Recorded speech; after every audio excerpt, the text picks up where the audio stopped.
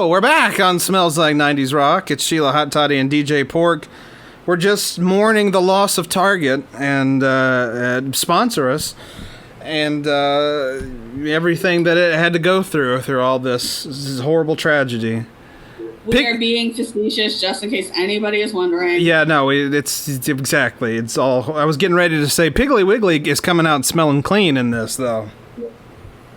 Yeah, at the moment. Congratulations to Piggly Wiggly. Seriously. First of all, congratulations for just still existing. I think that goes a long way. And then for not getting broken into, Piggly Wiggly doesn't matter. Nobody cares about Piggly Wiggly. No, they would loot all the stores around the Piggly Wiggly. Just to make a point. Or they would destroy it first, because it does not matter.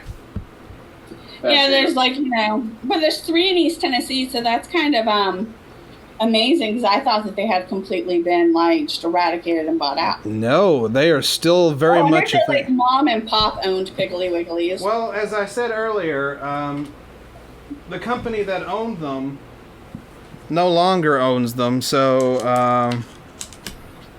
I don't know. Wait, fallopian, feline, and cervix cow want to say something. Okay. They feel like they're being attacked by Alabama right now. And so they're currently in witness protection program because they don't want a 99-year sentence for making their own medical decisions. Is that... Oh, my God. So on top of all of this, that's happening in Alabama right now? Yeah, they have passed a law that says that abortion is a felony and will carry a maximum of 99 years in jail. So, fallopian, feline, and cervix cow feel under attack. I wish you hadn't told me that. You just put me in an even worse mood than I was in. Yeah, that's what I'm saying. I avoid the news because in the middle of a pandemic and protest against systemic injustice, they went ahead and decided, you know what we're going to do? We're going to hate women. So, Alabama leading the charge in effery. Wow, I was going to say something good about Alabama for a second. Well... Apparently, the protesters in Birmingham tried to pull down a Confederate statue, and they were not successful. But the mayor of Birmingham just told them, "I'll finish the job for you." That's great. Well, Nashville, they were successful. Yeah, they were successful. They pulled down. In Knoxville. Was it Nathan Bedford Forrest? Was it him? It's Nathan Bedford Forrest. Yeah. He really has a statue in Nashville. Oh yeah. Yeah. Yes, on state grounds. On state grounds. Do the applause thing, Todd. Just sent it down. They took it down. Yeah. Do the applause. Oh, there it is. Yeah. I agree. Good job. Taking it down. Bye. Listen, I'm a huge Civil War buff, but I'll never understand why there are Confederate statues, like a Confederate soldier statue at a battlefield. Makes sense, but on the grounds of the current state government is not okay. Yeah. It doesn't make any sense. Keep the history where the history needs to be, on the battlefields, in the places where it happened. I know there was a battle in Nashville, but you don't have to put a landmark up there. I'm not from the South, so that is something well, I went to high school there, but I was an Army brat. It counts. So I lived most of my life in Germany. You gotta share this cross with us. No, I don't. Because I will tell you that was the one thing that I completely did not understand about the South when I moved here.